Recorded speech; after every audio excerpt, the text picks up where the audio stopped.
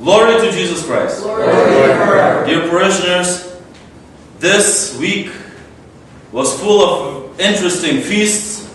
We had St. Peter and Paul this past Wednesday.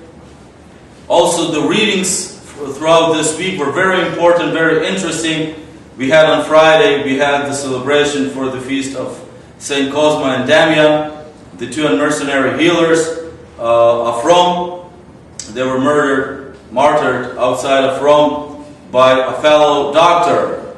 They were doctors themselves, because he couldn't take that they were a mercenary, that they wouldn't take money and they wouldn't take recompense for their job. Today's Gospel, today on the third week, on the third Sunday after Pentecost, today's Gospel picks up on that theme about the managing of our material goods.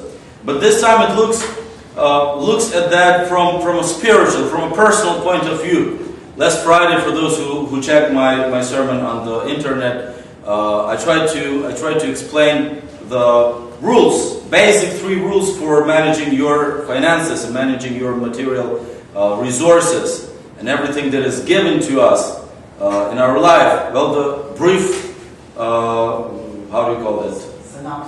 Synopsis. Oh, that's too complicated of a word.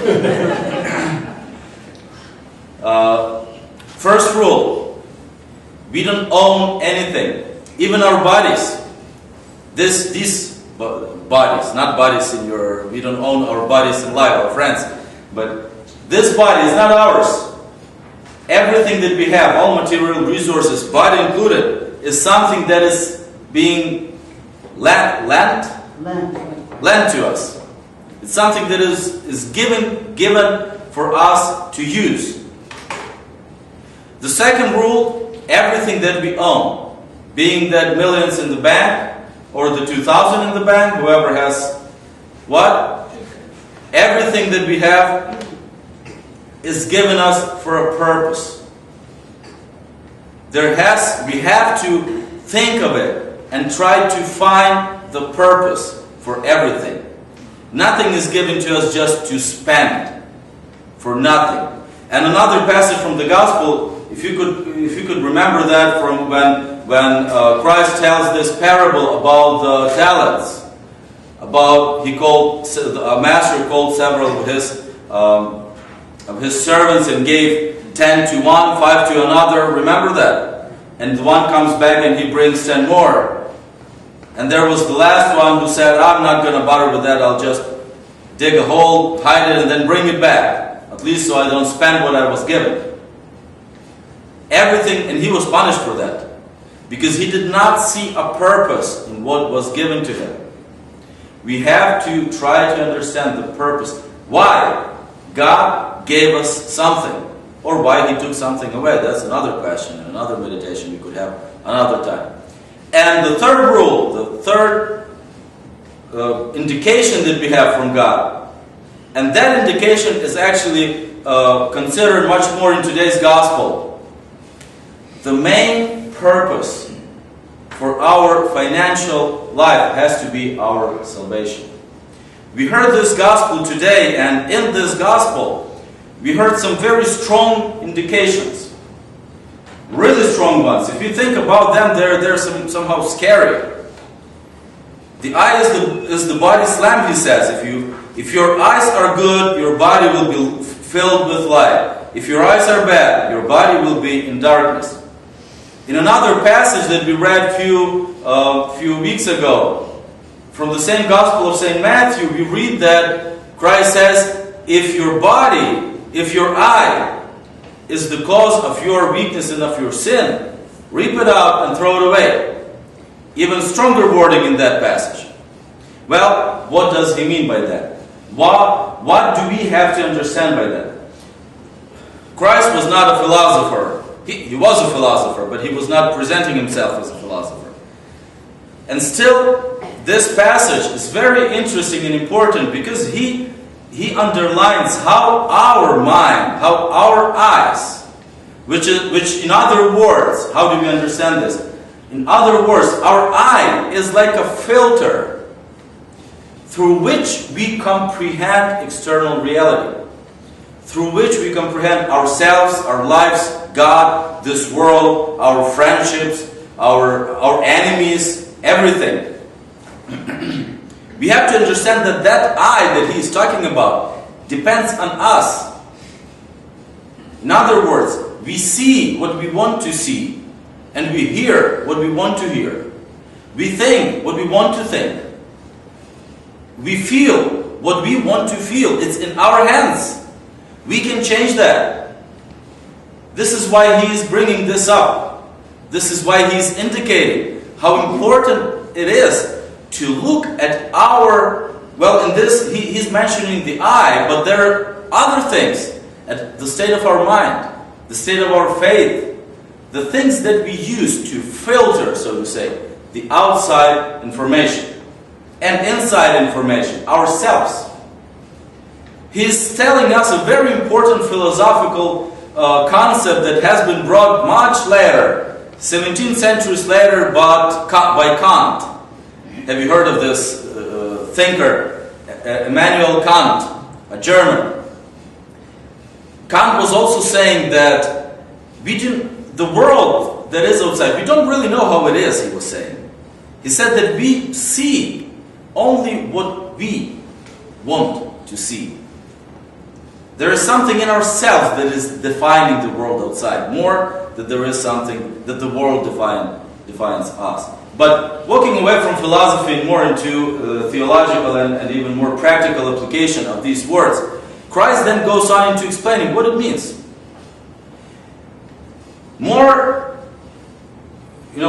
Most of the times in our lives, we don't have control over others. We cannot change others.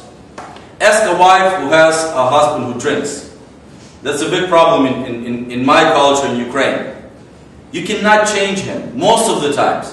You can try to do something. You can talk. You can fight. You can I don't know what you can do. And maybe those of you who came to meet this reality, you probably know what I'm talking about. You can't change that. Most of the times. You have to realize that it's outside your hands. You can turn away and walk away. That's one of the ways to go. You can't change that external reality. For the people, maybe you came to this to know this reality. If we have a disabled child, or we ourselves fall ill, we cannot. Most of the times, we don't have much control of this. We went to visit Pani Maria the other day in the hospital. She has this very strong spirit. She's facing life with a lot of energy, with a lot of positive thinking.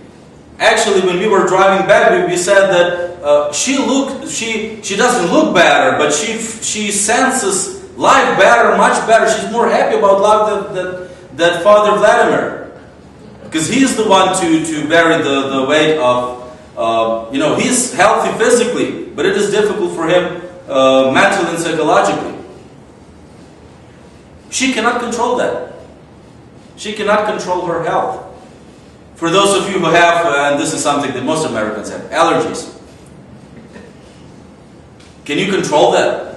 Well, yes, there are some drops, some pills, some this and that, and you can try to stay away from whatever causes it, but you can't really control that. It is really damaging to your life. Well, what can you control? The way you look at it. The way you accept it or don't accept it. The way you act upon this reality. Even the way you act on yourself. Yesterday in my family, I was presented with a very hard for me experience. I don't want to go into the details, but something happened that my aunt, her father left. He died 2 years ago. He was in a very advanced age, and for Ukraine, 94 years old in Ukraine is a very advanced age. Almost no one ever lives beyond 90. So he died, and he left his, all his possessions, his property. He had one daughter. My father died before him. He was his son. He left his house and everything, and she was the only daughter that was supposed to get it. And then there was something, mixed up, and another person took it all, practically. He had access to the documents, so he signed the documents, and it was practically taken away from this daughter. She did not really desperately need it. She lives with her mother, and she's, it's not something that she depended on. But still, this is very difficult for us in our family to take. It causes a lot of anger, a lot of anguish. Somebody is suggesting me. Thank you. It's very difficult, and we cannot change that reality. But then you have your feelings, you have your ways on things, your views on things, and that is something you can take a hold of and change. The way you look at problems, difficulties, at sin. Because Christ talks basically about moral sin. He compares the Gentiles, or as in this translation they say, unbelievers, a simpler word, unbelievers, Gentiles, and followers of Christ, Christians. He compares these two things, and he says that unbelievers, those who do not believe in Christ, those people who do not have Christ guide them in facing the reality of the external world. He says unbelievers, they don't have any point, a rock. They don't have that rock on which to build their feelings, their spiritual foundation. So they have to care for food, clothing, all these material things. And we have to care too. But those people, they have nothing else to care for.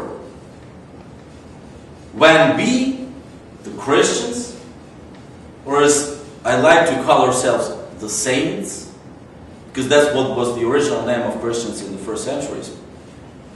The saints. We have to care about this, of course.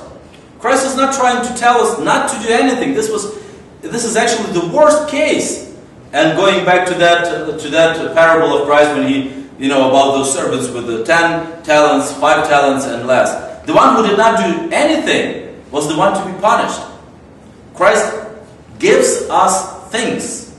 God gives us material and physical resources so that we use them.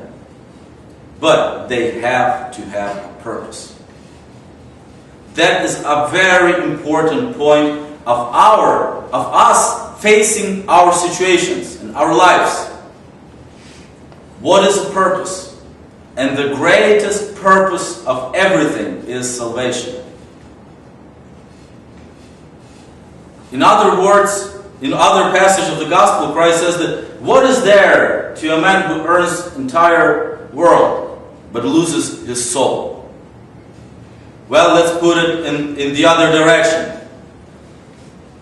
So what if you lose entire world but you keep your soul? By losing the world, you lose the world. You might lose your health together with it. You might lose your well-being, financial well-being.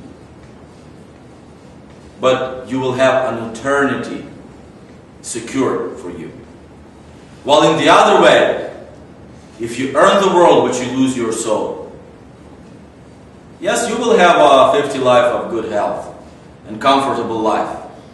But then there is an eternity wasted. We have to understand this, and this has to always be the guiding light in our lives.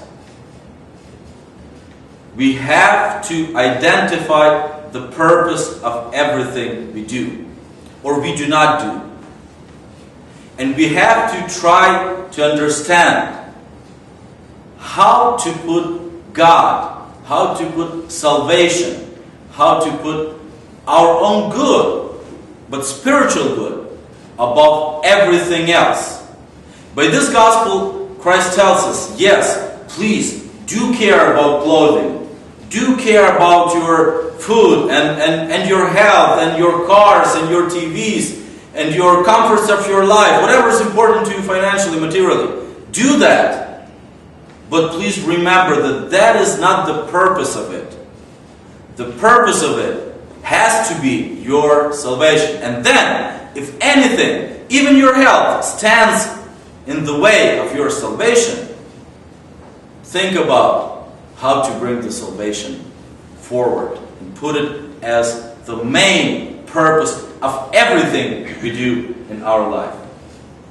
It is not easy to realize. It's not a simple thing. It's not this general idea that I have expressed. In the reality of everyday life, it is a difficult task. And today's gospel invites us to do it. We will fail, maybe most of the time. We will not learn how to control our feelings most of the times. Our thoughts, that is not easy. And Christ acknowledges that. But just our will to do it and our trying to do it will be already a blessing. And as he finishes this gospel, this parable is not a parable, but this story that we read today, he says, very important point that I did not bring up last Friday during that sermon, a fourth rule for managing your finances and resources, not only finances. There are a lot of material resources we have. God takes care of us. If he loved us enough to create us, he will love us enough to get us through this life and give us everything that we need. Most important thing is try not to stand in his way, because that is the thing that stops him from doing it. There's nothing that can stop God. The only thing that can stop God, he's not actually stopping, but if we stop him, if we turn away. And he's hitting us with blessings, but we are just putting our shoulders towards these blessings and not seeing them, not recognizing them, and not accepting them.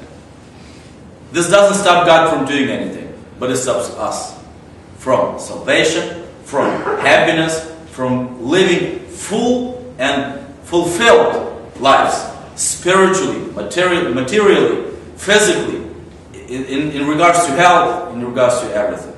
Glory to Jesus Christ.